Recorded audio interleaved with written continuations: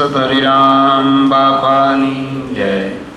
જગતજનની જગદંબા સતમા મણિમાની જય. સર્વદાતા સદગુરુવાન સત્યરામ બાવાની જય. જગતજનની જગદંબા સતમા મુક્તામાની જય.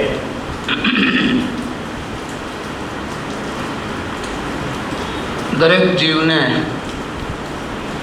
ભગવાન કંઈક ને કંઈક બક્ષિસ આપે, દરેકને માટે હોય. પછી વનસ્પતિ હોય તોય ભલે, કીડી મકોડી હોય તોય ભલે, પશુ પંખી હોય તોય ભલે, દેવો હોય તોય ભલે, અસુરો હોય તોય ભલે, કોઈ પણ હોય, ભગવાન બધાને બક્ષિસ આપે છે. અને દરેક જીવો જે બક્ષિસ મેળવી હોય ને એનો એ પૂરેપૂરો ઉપયોગ કરતા હોય છે, એનો લાભ લેતા હોય છે.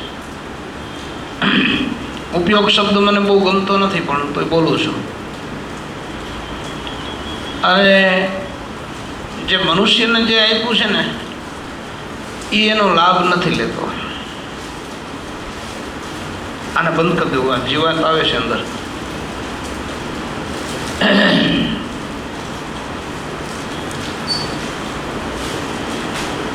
એટલે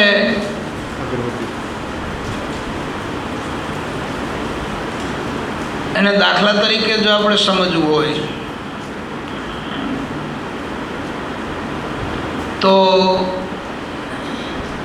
બરાબર જ છો. હા,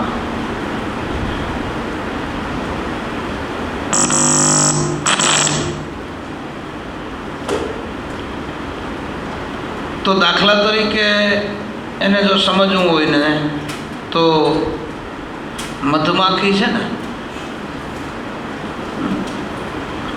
એ કીચડ કાદવમાંથી પણ મધ કાઢી લે. મધ હોય બધે, દરેક જગ્યાએ જ્યાં વિનાશવાળી વસ્તુ હોય ત્યાં મધ હોય જ. પણ એ બધાને ન આવડે, મધ માખી જ કાઢે. એ એની વિશેષતા છે.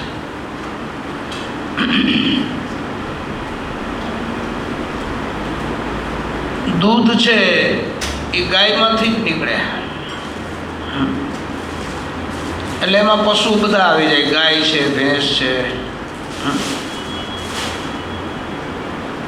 એ એની વિશેષતા છે. એનાથી એક બીજી વિશેષતા, ગાયની અંદર ગોરોચંદન થાય, એ એની અલગ વિશેષતા છે. મૃગની અંદર કેટલી વિશેષતા છે કે કસ્તુરી પાકે.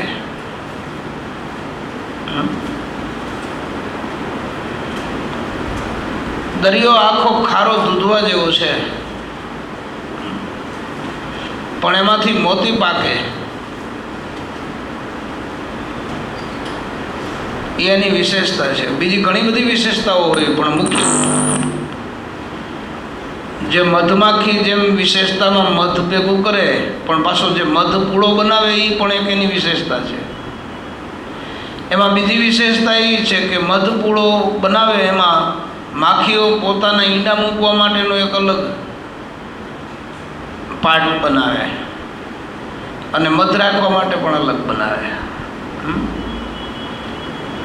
ઓલું એક સુગરી નામનું પંખી થાય એ કેવો માળો બનાવે. આવો વરસાદ બારે મેઘ ખાંગા થાય પણ એના માળામાં ટીપું ન જાય. કદાચ આમાં પાણી પડે, આપણે સ્લેબ ભરીએ ને એમાં પાણી પડે, ઓમાં ન પડે.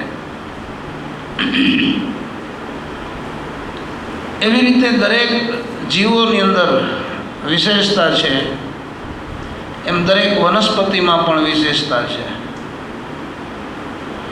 લીમડામાં 1108 ગુણ છે વનસ્પતિની દ્રષ્ટિએ, પણ ઠેઠ થળીએથી, મૂળીએથી, બીથી માંડી અને ઠેઠ લીંબોરી સુધી ફળ બધા કડવા, પાકે એટલે મીઠું થઈ જાય, એ વિશેષતા કેવી છે? એમ દરેક જીવને, દરેક પ્રાણીને, દરેક વનસ્પતિના એક એક નાના નાના છોડવાઓને વિશેષતા આપી છે કે એ પોતાના ગુણને ધારણ કરી અને બહાર આવે અને એના ગુણને એ ફેલાવે, દેખાય, એ કરે. જેમ શેરડીનો એક બીજ વાવ્યું હોય ખેતરમાં, તો એમાંથી સરસ મજાનો મીઠો રસ બનાવે, એમાંથી ગોળ બને, એમાંથી સાકર બને. બીજી કોઈ ચીજમાંથી સાકર બને નહીં, બરોબર ને? તો એની વિશેષતા છે. પણ એ એકબીજામાં કોઈથી આકર્ષાતા નથી. માણસની અંદર વિશેષતા શું? આપણને કોઈ પૂછે કે ભાઈ માણસમાં શું નવીનતા, એની વિશેષતા શું?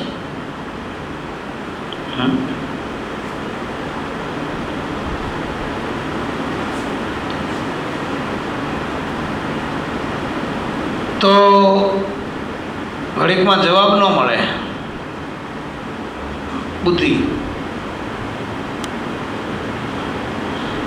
પણ બુદ્ધિ પણ બધું એક હરખું ન બનાવી શકે. જો મધમાખી બધી ભેગી થઈને એક હરખું બનાવી શકે. શેરડીના જેટલા પીવા હોય એ બધા થઈને એક હરખો રસ બનાવી શકે.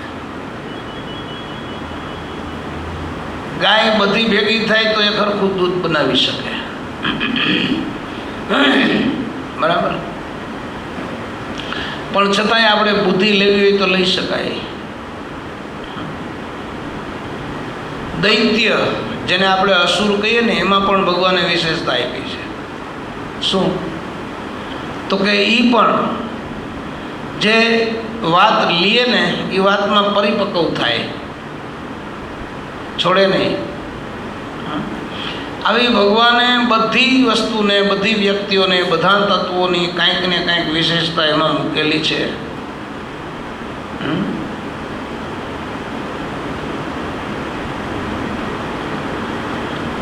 એવી રીતે માણસની અંદર પણ, મનુષ્યમાં પણ કાંઈક વિશેષતા પરમાત્માએ મૂકી છે. અષ્ટધા પ્રકૃતિના ગુણો એમાં મનુષ્યને તો સભર ભર્યા છે, પણ એકેય ગુણનો એ વિકાસ નથી કરતો. આપણે ઘણીવાર સત્સંગમાં કહીએ છીએ કે જે મનુષ્યને ભગવાને આપ્યું છે ને એવું કોઈને નથી આપ્યું. એક તો સર્વશ્રેષ્ઠ એવું મનુષ્યનું શરીર, એમાં આંખ, નાક, કાન, મુખ બધું.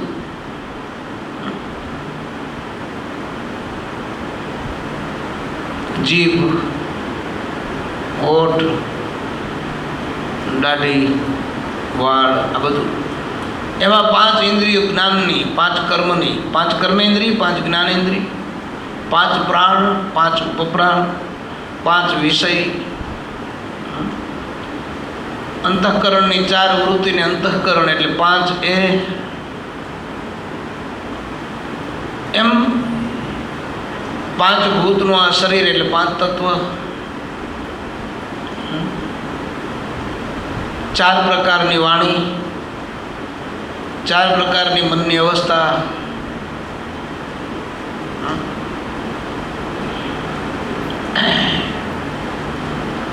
અને બુદ્ધિ.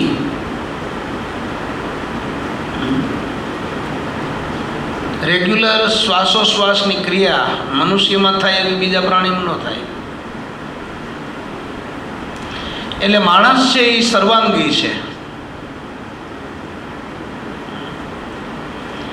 પણ જો કાંઈક સત્કર્મ કરે અને સારી કમાઈ કરે તો એને બક્ષિસ આપવા માટે પરમાત્માએ એના સંતોને મોકલ્યા છે.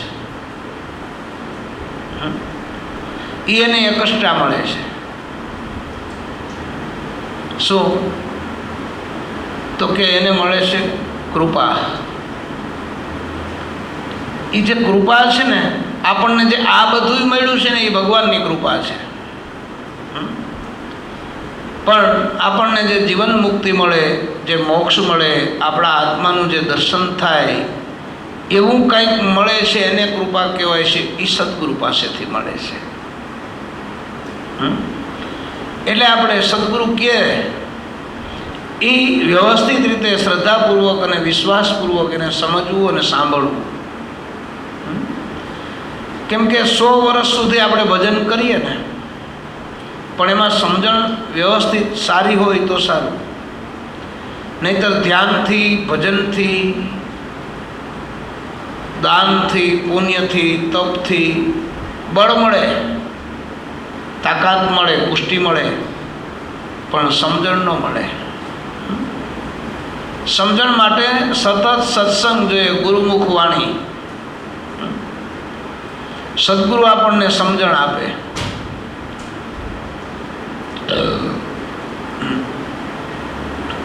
આજે જ મેં એક દાખલો આપ્યો હતો કે ગાડી હોય, ગાડીની પાછળ એક ડિપ્રેશન હોય ને. એ ડિપ્રેશન છે ને, એ ગાડીને ધક્કો મારે એટલે ગાડી આગળ જાય. પણ કેમણી લઈ જાવી ને એ ઓલા સ્ટેરિંગને ખબર છે. એમ આપણને સંત મળ્યા, સદગુરુ મળ્યા એટલે આપણી ગાડી, આપણું લક્ષ્ય, આપણું જીવનનો જે હેતુ, આપણું ધ્યેય શું છે એ આપણને પહેલાં તો સમજાવે કે આવું સરસ મજાનું આ સુંદર ભગવાનના સ્વરૂપ જેવું જ આપણું સ્વરૂપ ભગવાને આપણને આપ્યું છે. એટલે એ સ્વરૂપની અંદર એનું જ એક બીજું રૂપ છે અને એ રૂપની અંદર એક બીજું સ્વરૂપ છે. કોઈ સંતે એક વાણીમાં લખ્યું છે કે રૂપનો સ્વરૂપ જોગી અગમ સે આયા. આ રૂપનું સ્વરૂપ જોગી અગમ સે આવ્યો. એ અગમ ઘરની વાત, જે અગમથી આવ્યો છે ને અગમમાં પાછું જવું છે, એ આપણને વિશેષતા ભગવાને આપી છે કે જો તું આમ કરી શક તો કરવા માંડી જા, તો તારા લક્ષ્યમાં તું પહોંચીશ. એ આપણો હેતુ જે છે ને, એ જ્યાં સુધી સિદ્ધ ન થાય ત્યાં સુધી પુરુષાર્થ બંધ ન કરાય. અમે તો એમ કહીએ કે 1 સેકન્ડ બગાડાય નહીં. 1 સેકન્ડ બગડી એટલે આપણે એ બધું ભૂતકાળ થઈ ગયું અને વાત વણસી એટલી.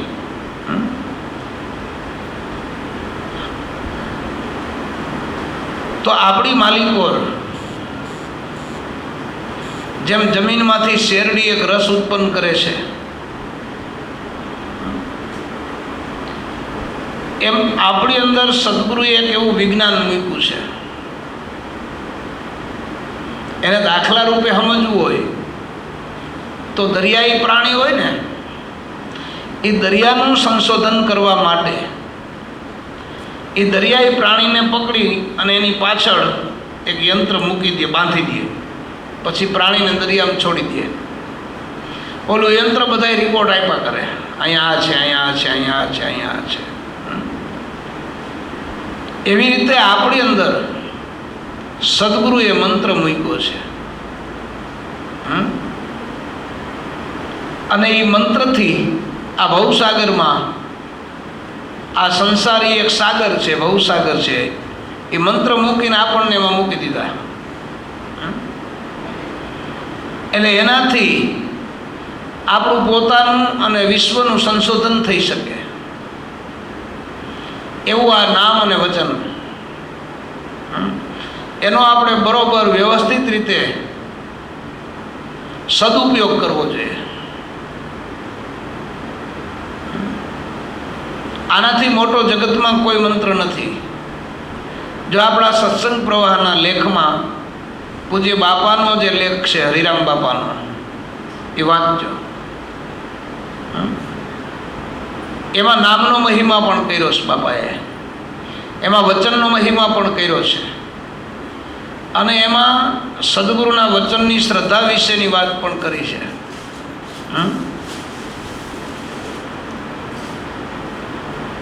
તો એ જે શબ્દ છે ને,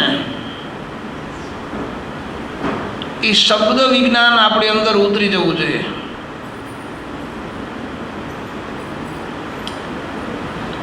એમાં આપણી સુરતા લાગી જવી જોઈએ.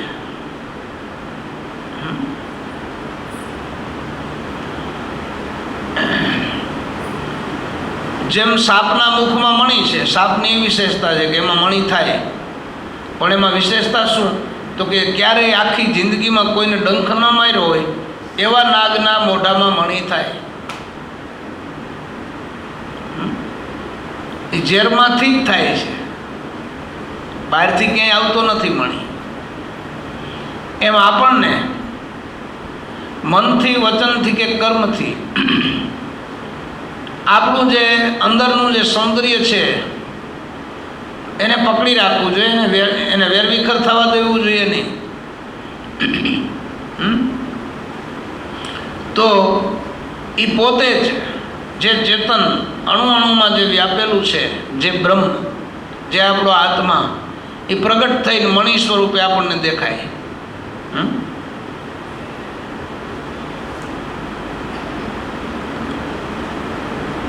ભગવાને મનુષ્યને તો ઘણી બધી ભેટ આપી છે, જે ગણી ન શકે એટલી ભેટ આપી છે, પણ એને એકેય ભેટની કિંમત નથી. દુઃખી એટલે થાય છે.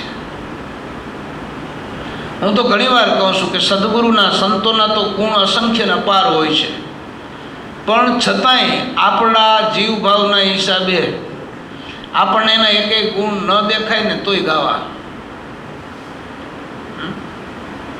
ગુણ ગાયા કરશો અને એના ગુણની વાતો ક્યાંક તમે કર્યા કરશો, ગાયા કરશો, લખ્યા કરશો, બોલ્યા કરશો, તો એ ગુણ આપણને કામ આવશે.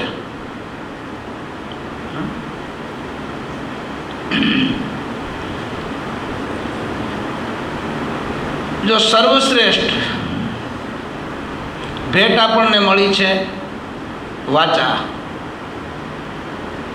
બુદ્ધિ દરેક પ્રાણીમાં હોય, પણ આપણને વાચા મળી છે. વાચા એટલે બોલવું, વાણી છે ને.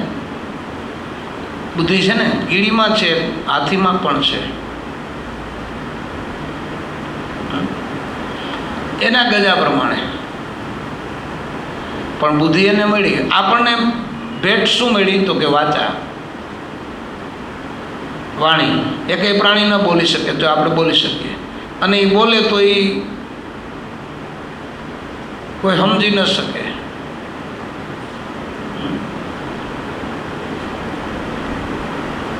અને એ વાણીમાં 4 પ્રકાર આપણને આપ્યા છે: વૈખરી, પશ્યંતી, મધ્યમા અને પરા. પરા, પશ્યંતી, મધ્યમા અને વૈખરી એમ બોલાય છે. એ પરામાંથી બોલવું ને એ ગુરુની કૃપા છે. એને ગુરુમુખ વાણી કહેવાય. આ જે આપણને સ્પેશિયલ જે આપણા વ્યવહારમાં જે વાણીનો ઉપયોગ કરીએ છીએ એ વૈખરી વાણી છે. એ ભગવાનની દેન છે, એની ભેટ છે, એનો એ પ્રસાદ છે. પણ પરામાંથી જો બોલતા આવડે તો એ ગુરુ કૃપા છે, ગુરુનો પ્રસાદ છે, એ ગુરુની ભેટ છે.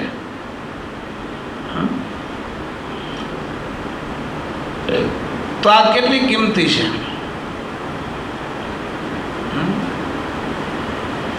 ગુરુના ગુણ તો અપરંપાર છે.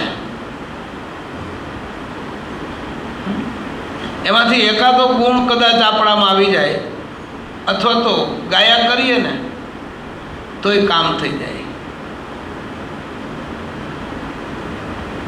કેમ કે વાણી છે ને, આ વૈખરી વાણીનો જો આધાર લઈને ભગવાનના ગુણ ગાય ને તો એનો એ વાણી આપણને પરામાં લઈ જાય. ગાયા કરવું જોઈએ. આ મોટી ભેટ આપણને પરમાત્માએ આપી છે.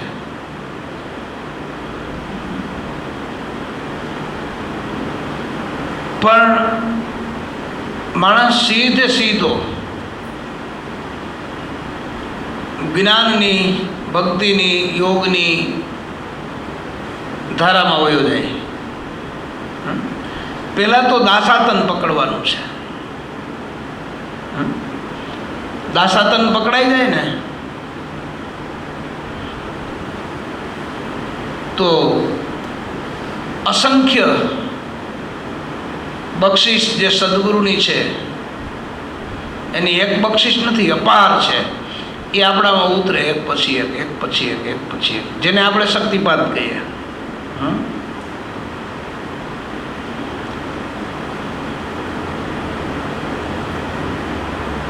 જો એ ગુણથી એ ગુણનો આપણે ઉપયોગ કરીએ વાણીનો, આમ તો બોલ બોલ બોલ બોલ તો કર્યા જ કરીએ. આપણે કામનું છે એ તો બોલવું, હાલો ને, કંઈ વાંધો નથી. એમાં આપણો વ્યવહાર ચલાવવાનો છે, આપણો ધંધો કરવાનો છે, બોલવું પડે. પણ ક્યારેક ક્યારેક આપણને એમ થાય કે હસીક મજાક કરીએ, હાલો એ કરવું પડે. કંટાળ્યા હોય તો જરાક માનસિક રીતે મનોરંજન જોઈએ. પણ એ પતી ગયા પછી પણ ક્યારેક તો ભગવાનના ગુણાનુવાદમાં વાણીનો ઉપયોગ કરવો જોઈએ. મારા બાપા એવું કહેતા કે જો ભગવાનના ગુણગાન ગાયા કરીએ ને તો એ પાછો માણસ બનાવે.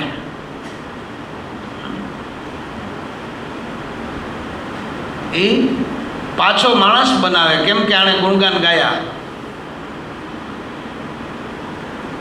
અને નહીંતર માણસ બનાવે ને તો એ મૂંગો બનાવે, પછી એને વાચા ના આપે. દર્શન સાક્ષાત સદગુરુની મૂર્તિ છે, એ જ દર્શન સાચું છે. એ દર્શન સિવાયના બધા દર્શન છે ને એ દર્શન જ નથી, એ દ્રશ્ય છે. દર્શન તો ગુરુ મૂર્તિનું છે. દર્શન એને કહેવાય કે જે દર્શનથી આપણા બધા કાર્ય થઈ જાય, એને દર્શન કહેવાય. બાકીના બધા દ્રશ્ય કહેવાય.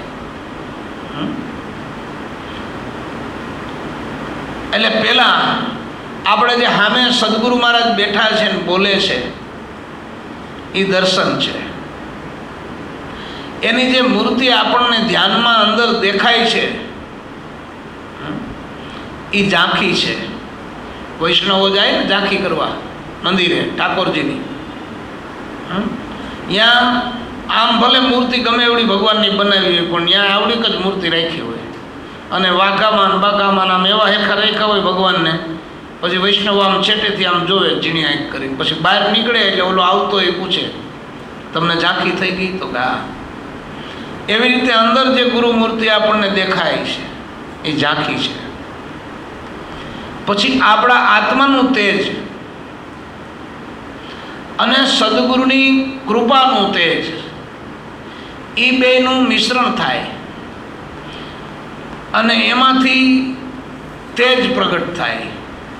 અને એ તેજમાંથી સદગુરુની મૂર્તિ સદગુરુના આકારે જ બને. એ પછી જ્યારે આપણને દેખાય તો એ દીદાર કહેવાય. એટલે દર્શન, ઝાંખી અને દીદાર બહુ સમજવા જેવી વસ્તુ છે. કે જેમ જેમ આપણે આગળ વધીએ તો આપણી અંદરથી આપણા આત્માનું તેજ અને ઉપરથી સદગુરુની કૃપાનું તેજ મળે. જેમ દૂધ છે પણ માથેથી 2 ટીપા છાશના પડે તો દહીં થાય, એમ એ ગુરુ કૃપાનું ખાલી આમ ટીપું પડી જાય ને એટલે અંદરથી બધો ડોળ નીકળી જાય ફટકડીની જેમ, અને શુદ્ધ ચોખ્ખું દૂધ રહે, પાણી બધું નીકળી જાય. અને તેજનો પ્રકાશ, તેજનો પુંજ, તેજનો અંબાર પ્રગટ થાય. એ તેજમાંથી બને મૂર્તિ. અને એ આપણને અંદર છે પણ દેખાતી નથી, બનેલી જ હોય પણ આપણને એમ લાગે કે બની, એવો આપણને અનુભવ થાય. અને એના જે આપણને સામે દર્શન થાય એને દીદાર કહેવાય. હવે એને દાખલા તરીકે સમજવું હોય તો જે સૂર્ય છે એ આખો તેજનો ગોળો છે, થાળી જેવડો ઉગેવા છે. હવે એ તેજનો જે ગોળો છે એ આમ મનુષ્ય આકારે હોય તો એનો એ તેજ,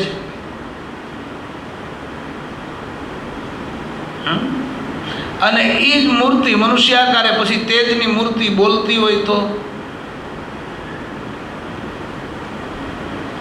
અથવા તો એ નથી પણ તમે એવું કલ્પના કરો, માનો કે એ છે, હાલો.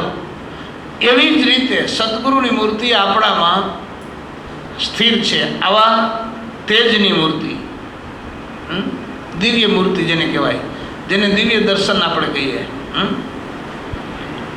એ આપણે કરી શકીએ ને, એ સદગુરુની બક્ષિસ છે, એ ભેટ છે એની. એટલે સંતો કે તમે આ કરો. બીજું,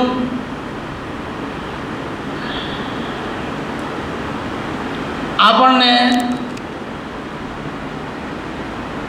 માન અને અપમાન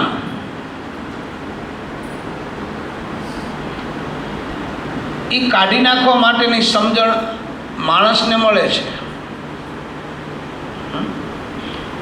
માયાના તમામ દુર્ગુણોથી દૂર થવા માટે એનો સત્સંગ માણસને મળે છે, ઓલાને ન મળે. જો આપણામાં કહેવત પણ છે, ભેંસની પાસે ભાગવત શું કામ? કેમ કે એને એ ખબર જ નથી. ભેંસને તમે 100 વર્ષ સુધી સમજાવ્યા કરો કે આળસ કાઢી નાખ, આળસ કાઢી નાખ, આળસ કાઢી નાખ, આળસ કાઢી નાખ, તો કાઢે? એવી રીતે જે આપણી અંદર આપણો જ પોતાનો આ આત્મા એ સૂક્ષ્મ રીતે અજ્ઞાનના વાદળોથી ઢંકાયેલો છે, એ વાદળોને ખેવવાનું વિજ્ઞાન એ પણ એક આપણને સદગુરુએ આપ્યું છે, બક્ષિસ છે. જેમ શરૂઆતમાં નહોતા વાદળા થયા હોય તો વિજ્ઞાન હવા છોડે તો વાદળાને વીખી નાખતા હતા.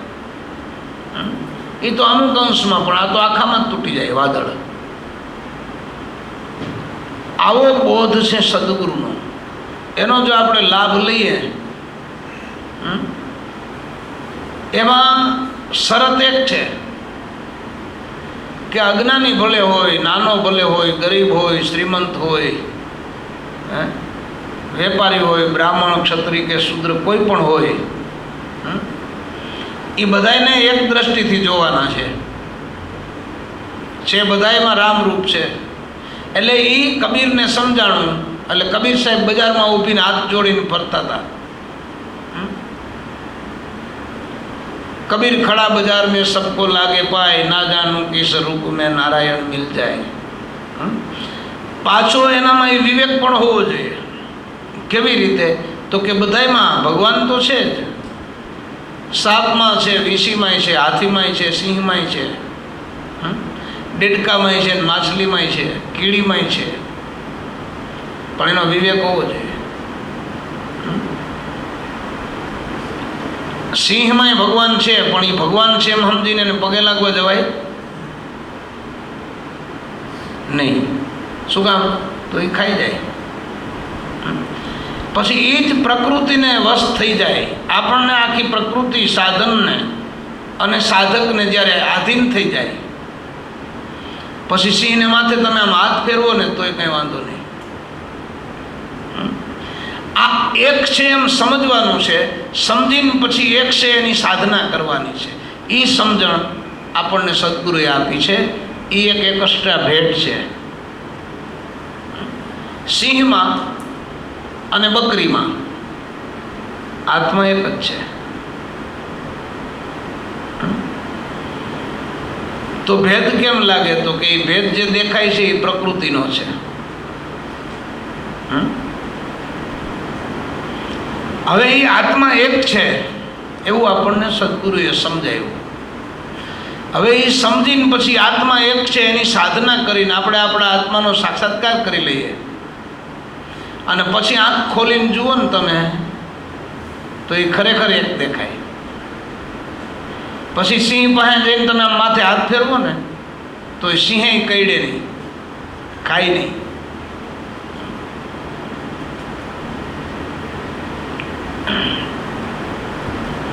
આવા મહાપુરુષોના ઘણા જીવનમાં પ્રસંગો છે. બાપા જ્યારે જામજોધપુરની બાજુમાં ટપકેશ્વર ગામની અંદર ટપકેશ્વરની તળેટીમાં ગુફામાં ભજન ધ્યાન કરતા હતા 6 મહિના સુધી ગુરુ આજ્ઞા પ્રમાણે. ત્યારે સામે કાયમ દીપડી ને એના 4-5 બચલાને બેઠા હોય, અંદર ગુફામાં ઉતરે તો સાપ બેઠો હોય, પણ કોઈ કઈડું નહીં, નેડા નહીં શકે. પછી અમે એક જગ્યાએ બાપા સાથે સત્સંગમાં એક ગામમાં ગયા, તો એ ગામ, આખા ગામની અંદર એટલા બધા માકડ હતા કે અમને 24 કલાક માકડ કરડ્યા. એમાં એક ઠેકાણે ગયા ને નાનકડી ઓયડી હતી ને એમાં ગયા બાપા, તો રીતસર આમ માકડના ધણ આયલા જાય. બાપાને એકેય માકડ ચડ્યો નહીં. બધા અહીંયા જાય એ ભાગે, જેટલા જાય એટલા ભાગે. આ એક દાખલો છે. શંકર બાપાની પાસે આજુબાજુ બધે ભૂતળા જ હતા. આપણે તો ભૂતનું નામ પડે તો રાતે સપના આવે ને બીએ પછી. ઓલા એના કામ કરતા હતા જે ભૂતળા બધા.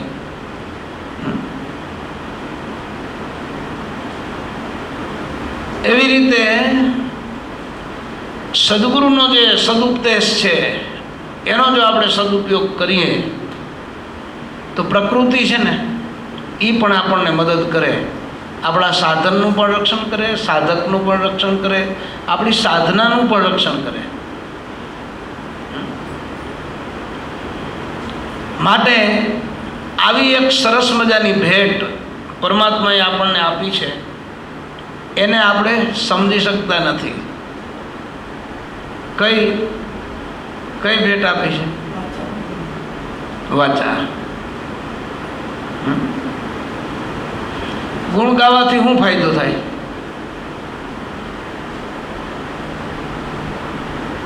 ખબર છે? ખબર હોય કયો? કયો કોઈને ખબર હોય તો કયો.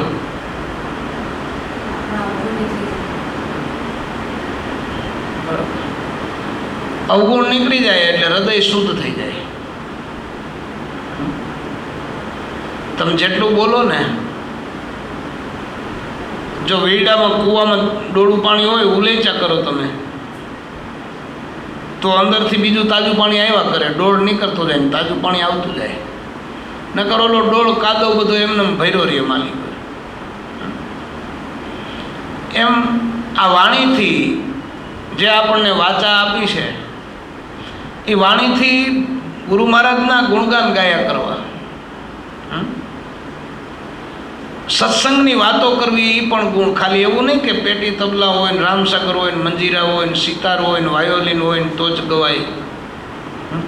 તાળીઓ પાડીને ગવાય, ચપટી વગાડીને ગવાય, એમને મેં ગવાય. અને આપણે જે અત્યારે વાતો કરીએ છીએ ને એ પણ ગુણ ગાયા જ કહેવાય. એમાંથી તમને થોડોક ટાઈમ અભ્યાસ કરો ને, ગુણ ગાવા માંડો ને એટલે તમને અનુભવ થાય. શું અનુભવ થાય? તો કે આપણને પોતાને ખ્યાલ આવે કે હાલો આ કોઈ દી મેં ક્યાંય વાંચ્યું નથી, સાંભળ્યું નથી, અને મારી અંદરથી આવો શબ્દ ક્યાંથી આવ્યો. પાછું તમે પુસ્તક ખોલીને જુઓ, કોઈ પણ પુસ્તક, તો તમને એમાં અનુભવ થાય કે હાલો આ તો મને મારા અનુભવમાં આવી ગયું. આ વાણીથી આ ફાયદો થાય. વાણીથી સર્વપ્રથમ વાણી શુદ્ધ થાય, પછી વાણીથી આપણો અવાજ છે એ શુદ્ધ થાય ને પછી હૃદય શુદ્ધ થાય. એટલે જે મૂળ શબ્દ છે ને એનો મરમ સમજાવવા માંડે સત્સંગ કરી કરીને. વાણીમાં એ તાકાત છે.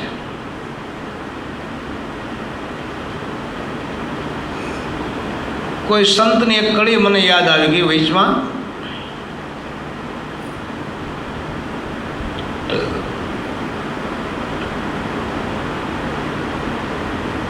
એ ભક્તિ મહાપુરુષના કામની, એ ભક્તિ મરજીવાના કામની, મૂળ મહેલમાં વસે ગુણેશા, ધરી લે ઉનકા ધ્યાન ફકીરી, સંત પુરુષના કામની.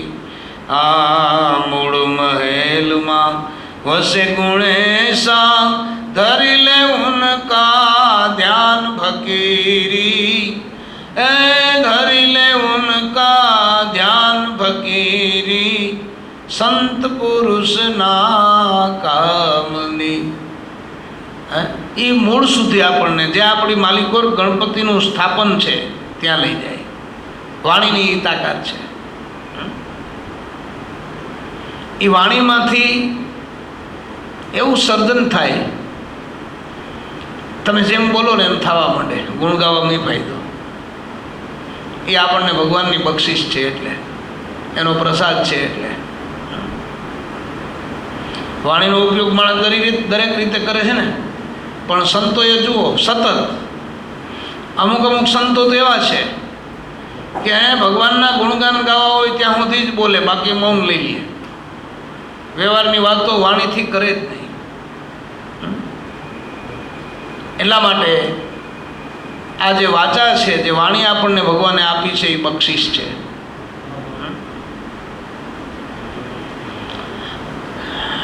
અને એક ભજન એવું પણ છે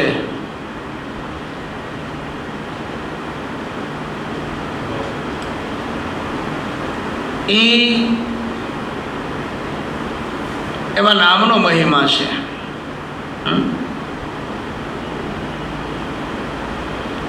આપણે ભજન ગાઈએ છીએ કાયમ.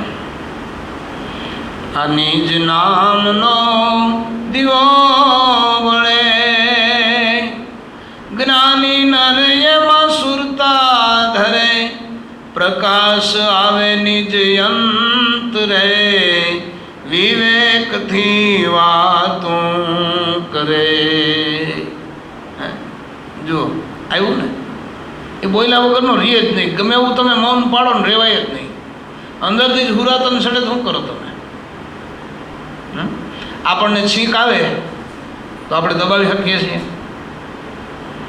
આપણે બગાસું આવે તો આપણે દબાવી શકીએ છીએ, આપણને ઊંઘ આવે તો આપણે રોકી શકીએ છીએ, આપણને ભૂખ લાગે તો એને રોકી શકીએ નહીં. એમ અંદરથી જ્યારે ઉલ્લાસ પ્રગટ થાય ત્યારે તો એને ના પાડો ને તોય બંધ ન થાય. મીરા, નરસિંહ, સુરદાસ, કબીર ગાયા કર્યું. જ્ઞાનેશ્વર ને તુકારામ ને એકનાથ ને જેટલા સંતો થયા.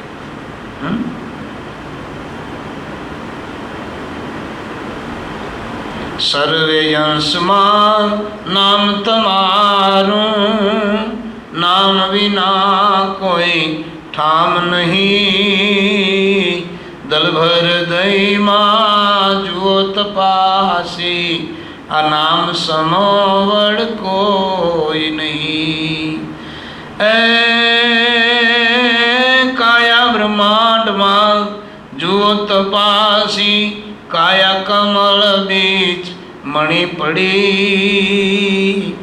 એના યજવાળે 14 બ્રહ્માંડ સૂજે, સુરતા મોરી ગગન ચડી. સર્વે અંશમાં નામ તમારું, નામ વિના કોઈ ઠામ નહીં. આ દલભર દઈમાં જુઓ તપાસી, એ નામ સમોવડ કોઈ નહીં. આવો ગુરુજી આસન પધારો, નમણું કરે છે જતી સતી.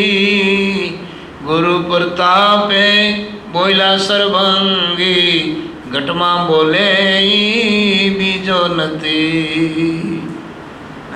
હાવ દેશી ગામડાના સંતો, અભણ જેને કહેવાય અંગૂઠા સાહેબ, પણ એની વાણીને ભણેલા, PhD કરેલા એક અક્ષર ઉકેલી ન શકે. મૂળદાસે લખ્યું છે. એમાંય છે આ તમારા મનો આંક, ઓરોને સંતો ચુંદડી. માય છે આ તમારા મનો આંક,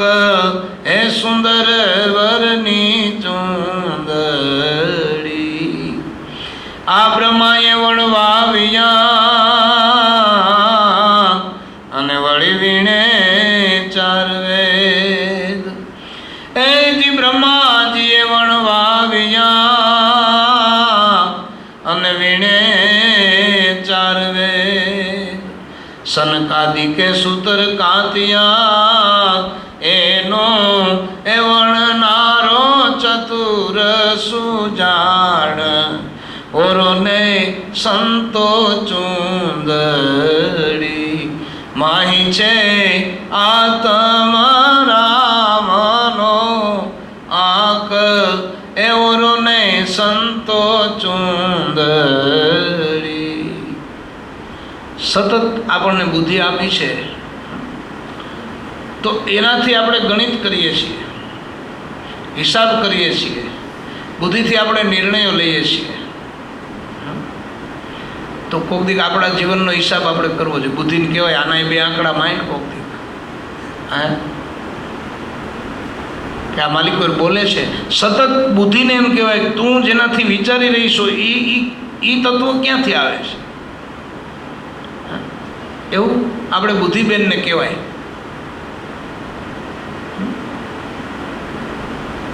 તું જે નિર્ણય લેશો એ તને નિર્ણય આપે છે કોણ? પછી ઘણીવાર એમ કે આમાં હાળી બુદ્ધિ કામ કરતી નથી, તો એ ક્યાં વહી ગઈ બુદ્ધિ? પણ જો આ વાણી આપણે બોલીએ ને, ગુરુના ગુણગાન ગાઈએ ને, હું એટલે બુદ્ધિને વિષમાં પાછી લઈ આવ્યો કે વાણી બોલીએ ને એટલે બુદ્ધિ વધે.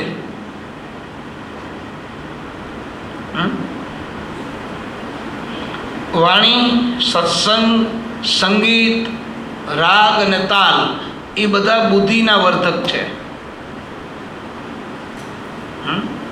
તમે સત્સંગ કર્યા કરો તો બુદ્ધિ વધે. આમ તો આપણામાં કહેવત છે ને, જુઓ કોઈ વિદ્યાર્થી હોય એને આપણે કહીએ તું તારું અભ્યાસ ચાલુ રાખજે ને કે બધું કટાઈ જાય છે ને, હાવ સીધું વાત ઉતરી જાય એવી છે ગળાથી હેઠી શીરાની જેમ. એટલે વાણીનો ઉપયોગ ભેગા થવાનો. આ કોઈ આપણે પંથને સ્થાપવા માટે, સંપ્રદાય ઊભો કરવા માટે, વાળો બનાવવા માટે, એના માટે વાત નથી કરતા. આપણા હિતની વાત છે એટલે કરીએ છીએ. આપણા આત્માની, આપણા કલ્યાણની વાત છે. પણ સંતો શું કરે બિચારા, આવું કહેવા જાય એટલે એમ થાય કે એને કંઈક ગરજ છે ને એટલે ટોળા ભેગા કરવાનું કહે છે. કાંઈ નથી એવું. એ જ ભ્રાંતિ છે જગતની. એને મોટું થવું છે ને એટલે બસ એનું નામ કબૂતી. પણ જો સત્સંગ કરતો હોય ને તો એને સમજાય. સત્સંગથી આપણી બુદ્ધિ શુદ્ધ થાય, બુદ્ધિ વધે, બુદ્ધિ સાત્વિક બને, બુદ્ધિ નિર્ણયાત્મક બને, બુદ્ધિમાં પ્રજ્ઞા ભળે, બુદ્ધિમાં જ્ઞાન પ્રગટ થઈ જાય, યાદશક્તિ વધે. સત્સંગ જેમ કર્યા કરો ને એમ સ્મૃતિ વધે. આપણી સ્મૃતિ છે ને એ ભગવાનનો એક ગુણ છે. શાસ્ત્રમાં કહ્યું છે કે આપણે પોતે નક્કી કરવું હોય કે ફલાણા ભાઈ ભગવાન છે તો કેમ થાય, તો કે એનામાં 6 ગુણ હોય: યશ, કીર્તિ, લક્ષ્મી, મેઘા, સ્મૃતિ અને છઠ્ઠું ઐશ્વર્ય. સ્મૃતિ એક ભગવાનનો ગુણ છે.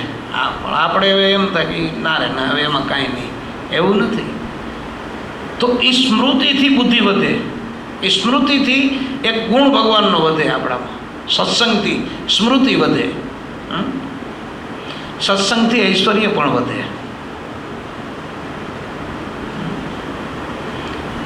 મેઘા એટલે શું?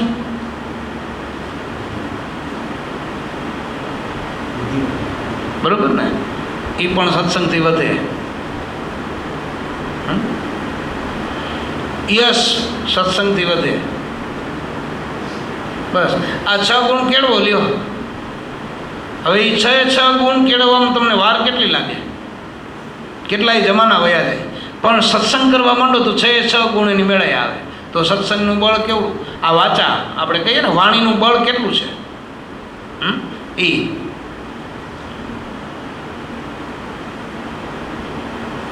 એટલે સારું બોલવું, વાણીનો ઉપયોગ સારી રીતે. કોયલને તમે સાંભળ્યું કોઈ દી ખરાબ બોલી? કોઈ માણસ એમ કહે? હે? મોરલો કોઈ દી ખરાબ બોલ્યો એવું સાંભળ્યું? બાપૈયો કોઈ દી ખરાબ બોલ્યો? અને એ માળા એનું ટાણું આવે ત્યારે જ બોલે, પછી બોલે પણ નહીં. કોયલ તમે જોજો 8 મહિના કોઈ દી તમને બોલવા નહીં મળે. હવે નહીં સાંભળવા મળે. લ્યો, વરસાદ થઈ ગયો ને પતી ગયો.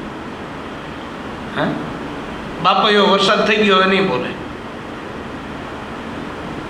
બરાબર. મોરલો ક્યારે બોલે? તો કે પોતે બરોબર આમ ખીલતો હોય અને એમાંય સલામી આપે ક્યારે? તો કે જ્યારે વરસાદ ગાજે ત્યારે.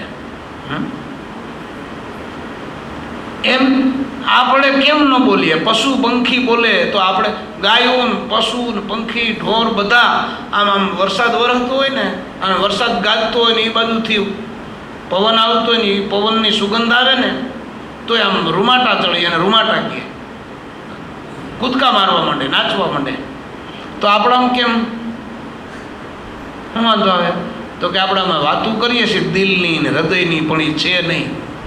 જો દિલ હોય, જો આપણામાં હૃદય હોય તો પહેલી ધડાકે આપણને છે ને ખડખડાટ હસવું આવે, આનંદ આવે, અથવા તો ગાવાનું મન થાય. હૃદય હોય તો આંસુ પણ આવે,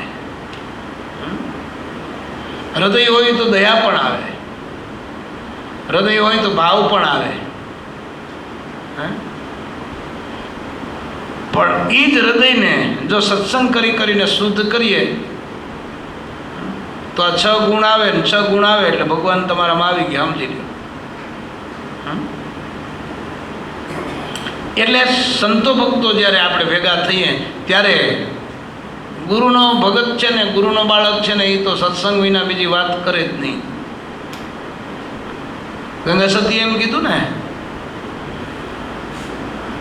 એ પારકાર અવગુણ કોઈ ના જુએ નહીં પાનવાઈ, એ જીએ ને કહીએ હરિના એ દાસ રે. હરિના દાસને, પ્રભુના દાસને, ગુરુના દાસને આક્રોશ ન હોય, ક્રોધ તો ન હોય, પણ એ બોલે તો આક્રોશમાં પણ ન બોલે. એની વાણીમાં સત્સંગ કરીને મીઠાશ આવી ગઈ હોય, પ્રેમાળ શબ્દો એના નીકળતા હોય. હું ઘણી વાર કહું છું કે હરિરામ બાપા મને એમ કહેતા કે આવી જયંતિ, એ જે મને જયંતિ કહીને બોલાવતા હતા ને એવું મને નથી આવડતું. જો આ કબૂલ કરવું ને એ અઘરું છે. ક્યાંક વળી મને મારા બધા માનતા હોય એમાં ક્યાંક હું નીચો જાઉં તો આમ થાય તો ના રે ના, આપણે એવું થોડુંક કહેવાય. હા, નહીં કયો ને.